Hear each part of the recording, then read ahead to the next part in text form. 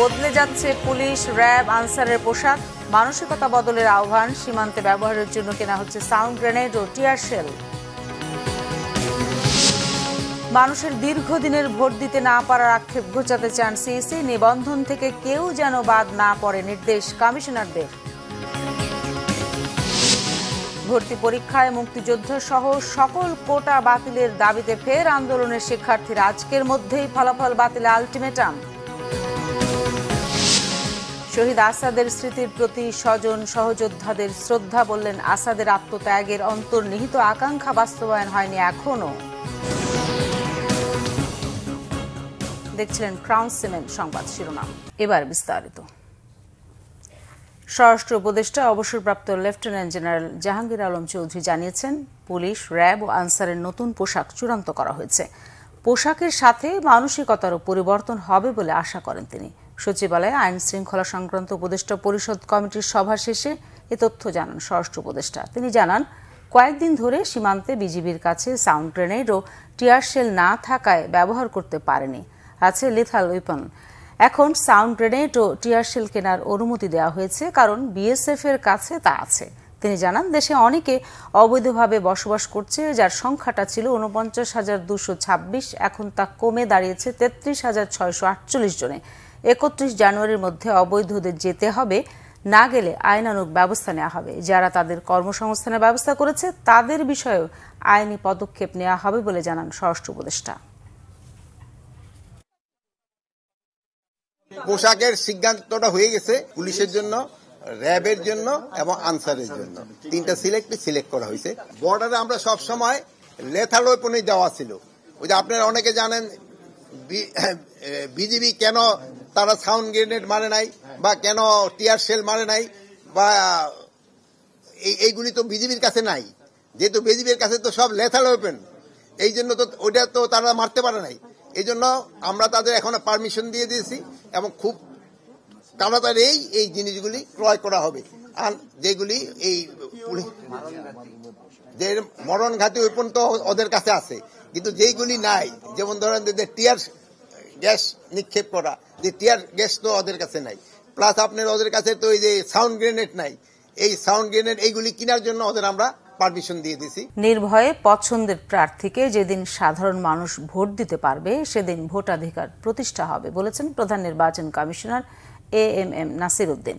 মানুষের দীর্ঘদিনের ভোট দিতে না পারার আক্ষেপ ঘোচাতে চান বলেও জানান তিনি। এদিকে কেউ যাতে নিবন্ধন থেকে বাদ না পড়ে সেজন্য তথ্য সংগ্রহকারীদের বাড়ি বাড়ি গিয়ে যত্ন সহকারে তথ্য নেওয়ার নির্দেশ দেন অন্য কমিশনাররা। SM ফয়েজের report. দেশব্যাপী সপ্তমবারের মতো বাড়ি বাড়ি গিয়ে ভোটার তালিকা হালনাগাদ কার্যক্রম শুরু করেছে নির্বাচন কমিশন। তা চলবে 3 ফেব্রুয়ারি পর্যন্ত।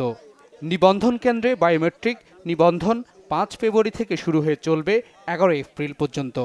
2008 সালের 1 জানুয়ারি বা তার আগে জন্মগ্রহণকারীদের তথ্য সংগ্রহ করা হবে। এটা আমার জন্য আসলে অনেক গর্বের বিষয় যে আমি দেশের নাগরিক হচ্ছি। কথায় বলতে গেলে 2025 সালে যে হালনাগাদ, সেই হালনাগাদের প্রথম ভোটার আমি। ভবিষ্যতে আমরা ভোট দিব নতুনভাবে, নতুন ভোটার যেহেতু। ঢাকা জেলার সাভার উপজেলা পরিষদ মিলনায়তনে প্রধান নির্বাচন কমিশনার AMM নাসির উদ্দিন ও নির্বাচন কমিশনাররা ভোটার তালিকা হালনাগাদ কর্মসূচি উদ্বোধন করেন। এ সময় সুষ্ঠু, নিরপেক্ষ ও গ্রহণযোগ্য নির্বাচন করার আশ্বাস দেন সিইসি। যেদিন মানুষ ভোট দিতে পারবে নির্বিঘ্নে, বিনা দ্বিধায়, freely, fairly, without any intimidation, ভয় ভীতিহীনভাবে নিজের পছন্দের প্রার্থীকে যেদিন ভোট দিতে পারবে সেদিন আমরা মনে করি যে ভোটের অধিকার প্রতিষ্ঠা হলো। আমরা সেই প্রতিষ্ঠা সংগ্রাম নামছি এবং আপনাদের সবাইকে সাথে নিয়ে এই কাজটা আমাদের করতে হবে। আমাদের একা পক্ষে এটা সম্ভব না। AMM নাসির উদ্দিন বলেন, যে কোনো মূল্যে জনগণের ভোটাধিকার ফিরিয়ে দেওয়া হবে। ভোটের দিন যাতে কেউ আপনার অধিকার হরণ করতে না পারে, কেউ যাতে ভোট কেন্দ্র দখল করতে না পারে, ভোটের বাক্স কেড়ে নিতে না পারে, আপনাকে অযাচিতভাবে ইনফ্লুয়েন্স করতে না পারে ভোটারদেরকে, সেইটা জনপ্রতিরোধ গড়ে তুলতে হবে আমাদের। আমরা কি এক হইতে পারি না যে আমার অধিকারটা রক্ষার জন্য আমরা এক হয়ে ভোট কেন্দ্র পাহারা দিব, এখানে কোনো অনিয়ম করতে দিব না, আমরা এখানে কোনো লাঠি সোটা নিয়ে কেন্দ্র দখল করতে দিব না। আমি এই সামাজিক প্রতিরোধ গড়ে তুলতে হবে আমাদেরকে এই ধরনের অনিয়মের বিরুদ্ধে।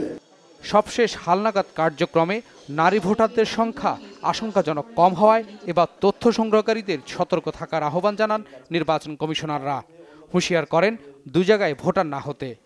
প্রাইমারি ফোকাস যদিও বা রোহিঙ্গা, বাট আমরা অন্য সম্ভাবনাকেও নাকচ করতে পারি না। অন্যান্য দেশের নাগরিকদের প্রতারণার আশ্রয় নিয়ে আমাদের ভোটার তালিকায় আমাদের নাগরিক হয়ে ঢুকে যাওয়া, এই জন্য আমাদেরকে সতর্ক থাকতে হবে। পাশাপাশি আমাদের নিজের নাগরিকেরা যারা বৈধ নাগরিক বাংলাদেশের, তারাও কিছু কিছু ক্ষেত্রে প্রতারণার আশ্রয় নিচ্ছে।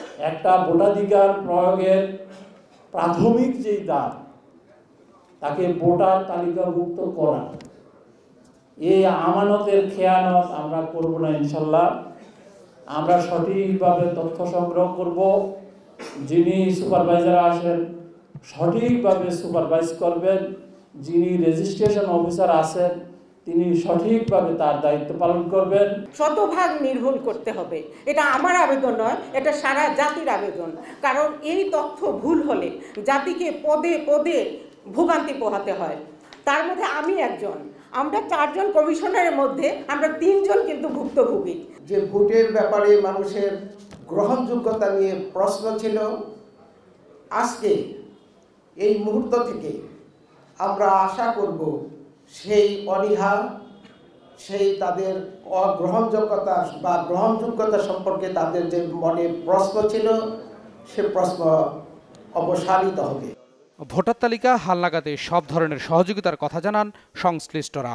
যত রকমের সহযোগিতার প্রয়োজন আমাদের সামর্থ্য অনুযায়ী সেটা স্যার আমরা দেব এবং আপনাদের পাশে থেকে স্যার আমরা কাজ করব। প্রত্যেকটি জেলায় জেলা প্রশাসক, উপজেলা পর্যায়ে উপজেলা নির্বাহী অফিসার, তার অন্যান্য কর্মকর্তাদের নিয়ে সার্বিক সহযোগিতা অবশ্যই প্রদান করবেন। 2026 সালের 1 জানুয়ারিতে যাদের বয়স 18 বছর পূর্ণ হবে, দ্যাট মিনস 1 জানুয়ারি 2008-এর পূর্বে যাদের জন্ম, তারা সবাই ভোটার তালিকায় অন্তর্ভুক্ত হতে পারবেন এবং বিভিন্ন কারণে যারা বাদ পড়ে গিয়েছেন তারা অন্তর্ভুক্ত হতে পারবেন। যারা এই কাজে নিয়োজিত থাকবেন, প্রথমেই তারা বাড়ি বাড়ি গিয়ে তথ্য সংগ্রহ করবেন। আমাদের সঠিক পথে সঠিকভাবে থেকে আপনাদের আশঙ্কা পূরণ করতে পারি এবং নির্বাচন কমিশনকে সাকসেসফুলি প্রতিটি ইলেকশন আমরা করাতে সাহায্য করে তাদেরকে সাফল্যের চূড়াতে নিয়ে যেতে পারি। সবশেষ হালনাগাদ তথ্য অনুযায়ী দেশে ভোটার সংখ্যা 12,18,50,160 জন। এসএম ফয়েজ, বাংলা ভিশন, ঢাকা। ভর্তি পরীক্ষায় মুক্তিযুদ্ধ সহ সব ধরনের কোটা বাতিলের দাবিতে আবারও আন্দোলনের শিক্ষার্থীরা। একই সাথে মেডিকেল ভর্তি পরীক্ষার ফলাফল আজকের মধ্যে বাতিল করে নতুন ফলাফল প্রকাশেরও দাবি তাদের, নইলে কঠোর আন্দোলনের হুঁশিয়ারি শিক্ষার্থীদের। বিস্তারিত জানাচ্ছেন জিয়া খান। 24-এর সেই স্লোগান 25-এ এসে আবারও দিচ্ছে শিক্ষার্থীরা। কোটা বাতিলের দাবিতে করা আন্দোলনে জুলাই অভ্যুত্থানের তাৎপর্য নিয়ে এবার প্রশ্ন তোলেন তারা। 24-এর কোটা আন্দোলন থেকে শুরু করে এই সরকার পতন হয়েছিল, তাহলে সেইখানে এখনো কিভাবে এই কোটাগুলো বহাল থাকে? আবু সাঈদের মৃত্যুর দিন জিজ্ঞাসা করা হয়েছিল যে প্রশ্নে, সেই প্রশ্নে কিভাবে এখনো কোটার সুযোগ নিয়ে তথাকথিত ভুয়া মুক্তিযোদ্ধার সন্তানেরা সিট দাবি করে, এই কথা আমার মাথায় আসে না। ভর্তি পরীক্ষায় সব ধরনের কোটা বাতিলের দাবি তাদের। ভবিষ্যতে সকল প্রকার কোটা, মেডিকেল শিক্ষা ব্যবস্থা সহ সকল প্রকার শিক্ষা ব্যবস্থার প্রশ্নপত্র এবং উত্তরপত্রের যথাযথ সংস্কার করতে হবে। প্রকাশিত মেডিকেল ভর্তি পরীক্ষার ফলাফলও বাতিলের দাবি করেন আন্দোলনরত শিক্ষার্থীরা। আবারও কোটা প্রথার কারণে অসংখ্য যোগ্য শিক্ষার্থী ভর্তি হতে পারেনি এবং কিছু অযোগ্য শিক্ষার্থী পাস মার্কের আশেপাশের নাম্বার পেয়ে মেডিকেল কলেজগুলোতে ভর্তির সুযোগ পেয়েছে। মেডিকেলে কাট মার্ক যেখানে 84 পয়েন্ট সামথিং, সেখানে 71 থেকে 72 পে কিভাবে একজন স্টুডেন্ট ঢাকা মেডিকেলের মতো মেডিকেলে চান্স পায়, এটা আমার মাথায় ঢোকে না। ফ্রিডম ফাইটার কোটা তো সেটা তো অন্য বিষয়, কিন্তু তাই বলে 71 থেকে 72 চান্স কেন? 41 থেকে 42 মার্কস পেয়ে কেমনে ফরিদপুর মেডিকেলে চান্স পায়, এটা আপনারা আমাকে বুঝান। দাবি না মানলে খুব শিগগিরই কঠোর কর্মসূচি ঘোষণার হুঁশিয়ারি শিক্ষার্থীদের। আজকে আপনারা আমাদের যে শান্তিপূর্ণ অবস্থান দেখছেন, যদি আজকের মধ্যে দৃষ্টান্তমূলক কোন ধরনের পদক্ষেপ স্বাস্থ্য শিক্ষা না দেখায়, অন্তর্বর্তীকালীন সরকার না দেখায়, তাহলে আপনারা আমাদের কঠোর রূপ দেখবেন।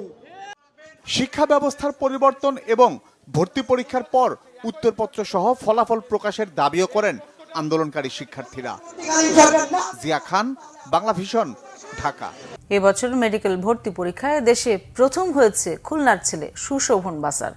সকল পাবলিক পরীক্ষাতেই সাফল্য দেখিয়েছে বয়রা মডেল স্কুল অ্যান্ড কলেজের এই শিক্ষার্থী।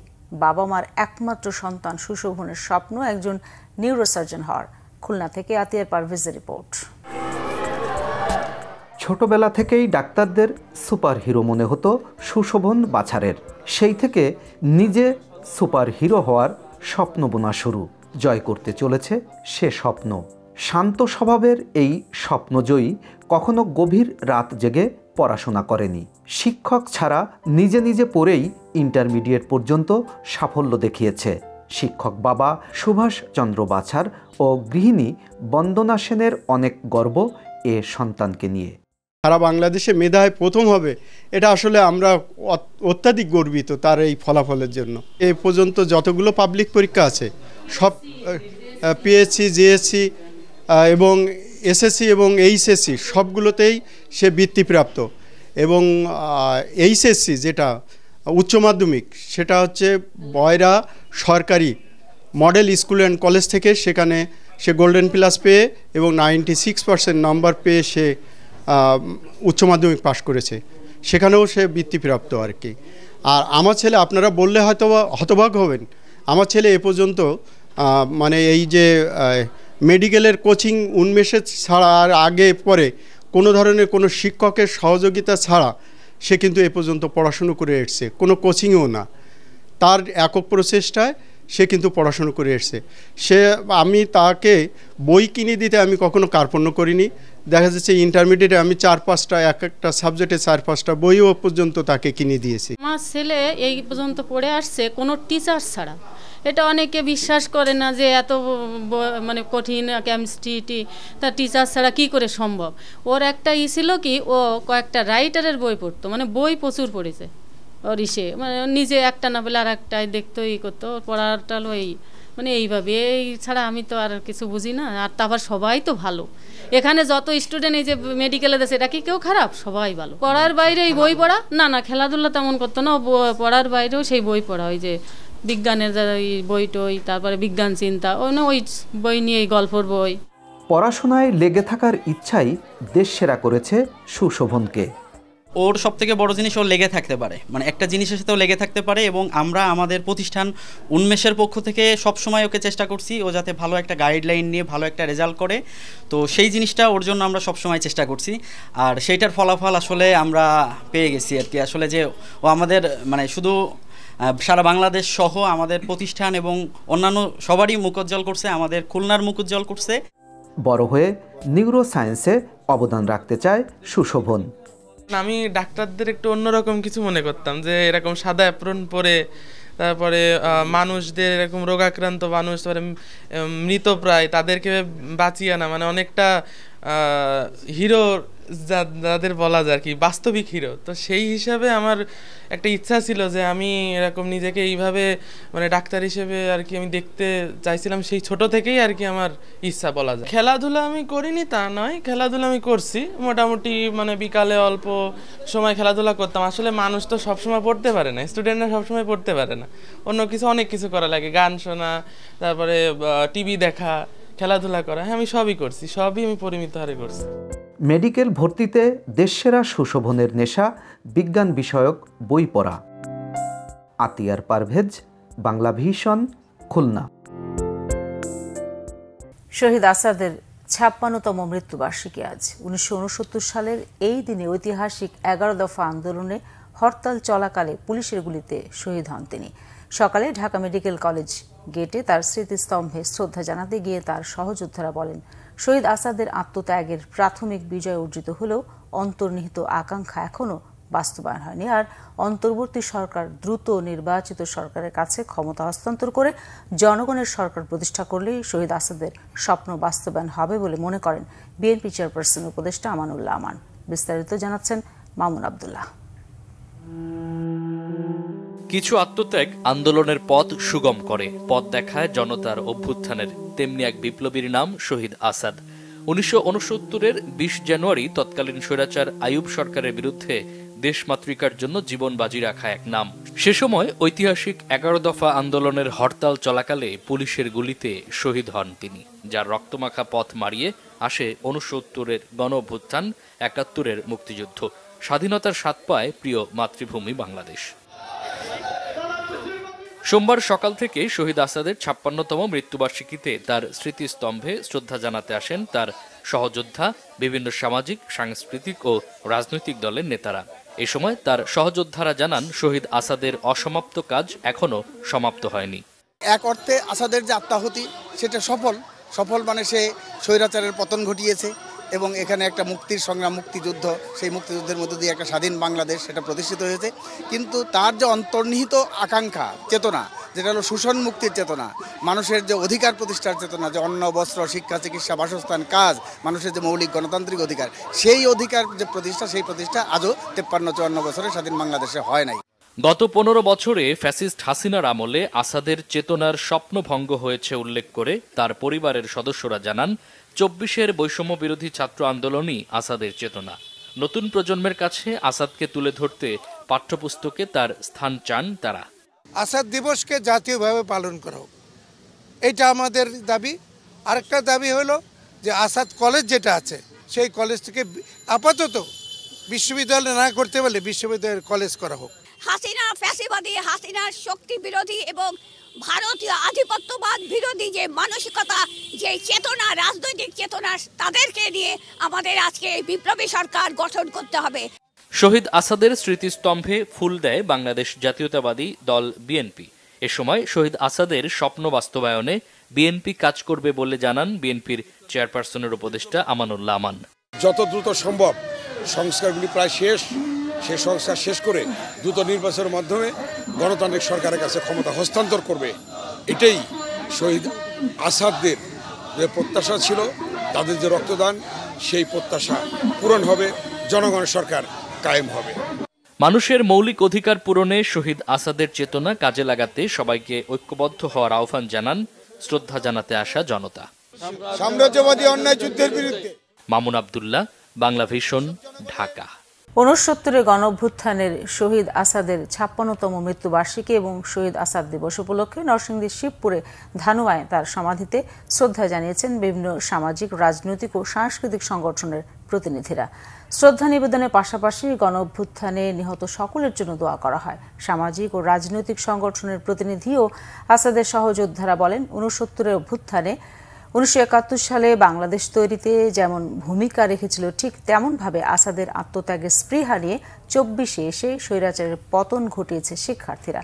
স্বৈরাচার আইয়ুব খান পতনে আসাদের ভূমিকা ও বিগত সময়ে জাতীয় পর্যায়ে আসাদের মূল্যায়ন নিয়ে নানা অভিপ্রায় ব্যক্ত করেন তারা। উপস্থিত ছিলেন বিএনপির যুগ্ম মহাসচিব খায়রুল কবির খোকন, আসাদের সহযোদ্ধা ও বিএনপি নেতা আবুল হারিস রিকাবদার কালামিয়া, বীর মুক্তিযোদ্ধা তোফাজ্জল হোসেন, জেলা বিএনপির সদস্য সচিব মঞ্জুর এলাহি, মান্নান ভূঁইয়া পরিষদের সদস্য সচিব আরিফুল ইসলাম মৃধা সহ অন্যরা। যখনই মানুষ নির্যাতিত হয়, যখনই মানুষ বঞ্চিত হয়, যখনই মানুষ অধিকারের জন্য সংগ্রাম করতে যায়, তখন আসাদকে স্মরণ করে। রাইট, গণঅভ্যুত্থানের যে সূত্রপাত, যেটা হাতির দিয়া, সেটা না ঘটলে হয়তো আইয়ুব শাহের পতন আরও 10 বছর পিছিয়ে যেত।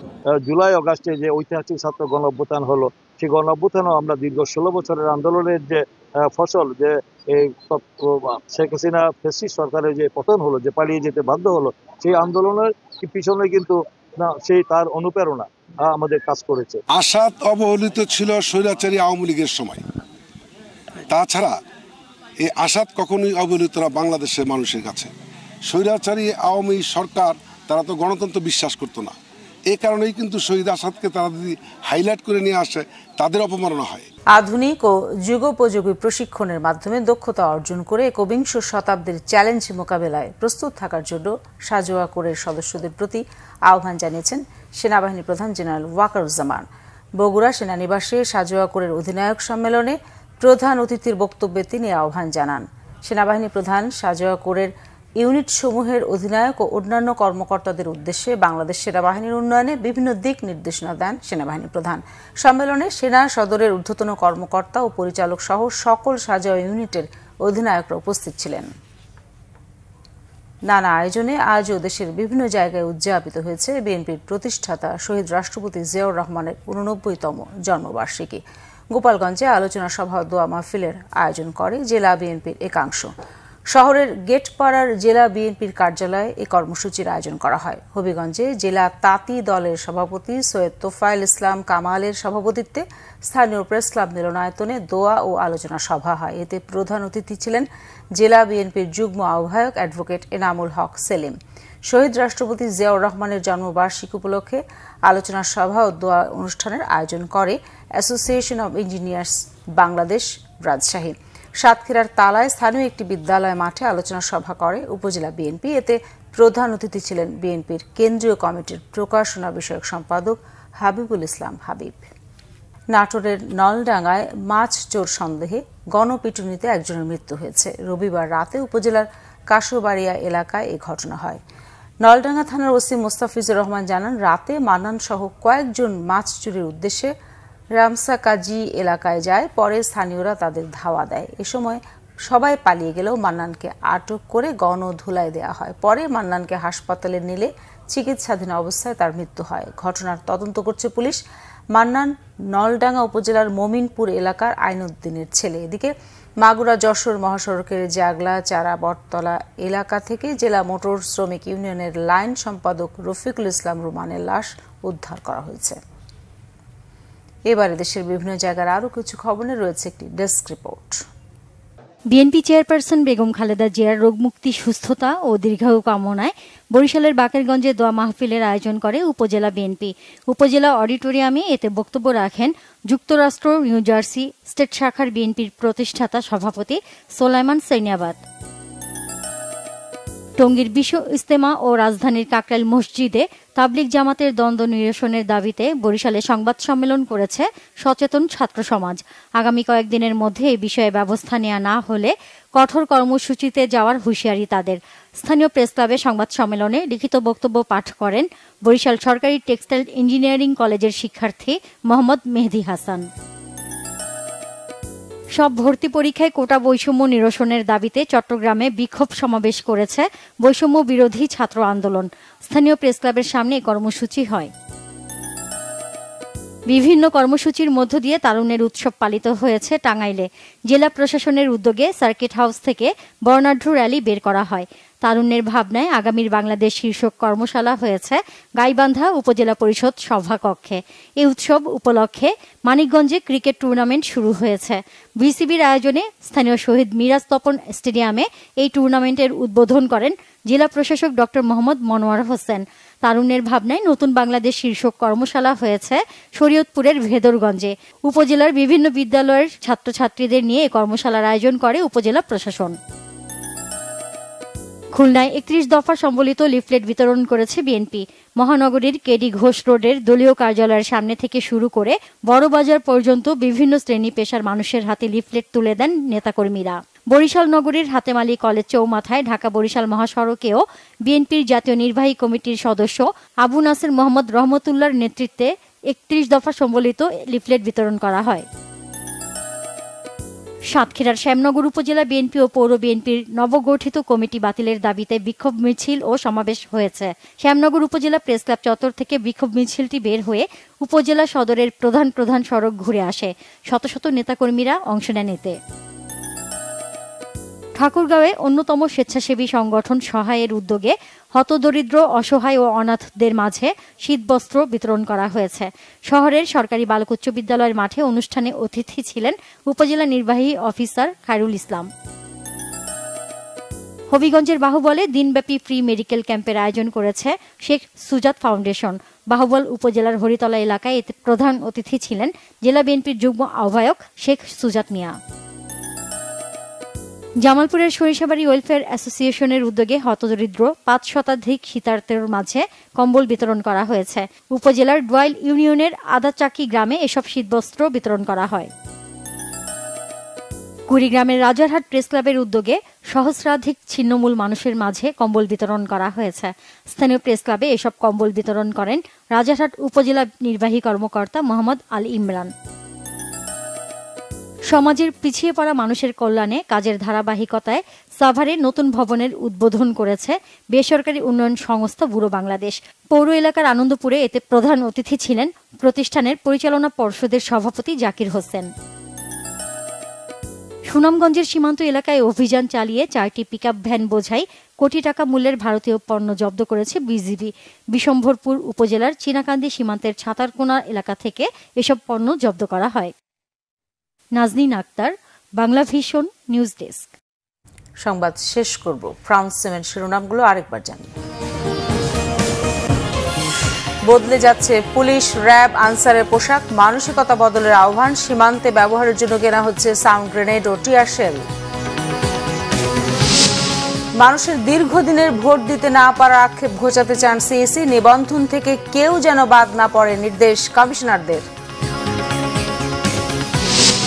ভর্তি পরীক্ষায় সকল কোটা বাতিলের দাবিতে ফের আন্দোলনে শিক্ষার্থীরা, মুক্তিযোদ্ধা কোটায় পাশ করা 193 জনের ফলাফল স্থগিত।